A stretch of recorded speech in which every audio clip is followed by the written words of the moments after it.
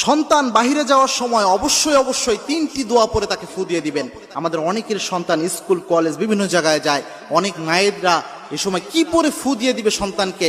বাহিরের হাজার বালা মুসিবত, রোড ঘাটে অনেক সময় অ্যাক্সিডেন্ট হয়, এগুলো থেকে নিরাপত্তার জন্য সন্তানকে কি পরে ফু দিবে এটা অনেকেই জানে না।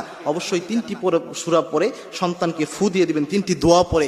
এই 3টি দোয়া রাসূল সাল্লাল্লাহু আলাইহি ওয়াসাল্লাম নিজে প্রেসক্রাইব করেছেন এবং অত্যন্ত অথেন্টিক হাদিস, সহিহ হাদিসের মাধ্যমে এই 3টি দোয়া প্রমাণিত। রাসূল সাল্লাল্লাহু আলাইহি ওয়াসাল্লাম, সাহাবা একরাম এই 3টি আমল করতেন। প্রথম যে দোয়াটা রয়েছে এটা তিরমিজিতে হাদিস এসেছে, রাসূল সাল্লাল্লাহু আলাইহি ওয়াসাল্লাম নিজে বলেছেন।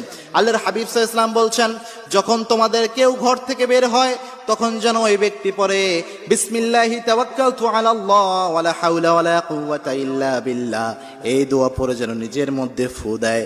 এটা যদি পড়তে পারে ওই ব্যক্তিকে আল্লাহ নিজে হেফাজত করে দেয়। সুবহানাল্লাহ। কোনো ব্যক্তি যদি ঘর থেকে বের হওয়ার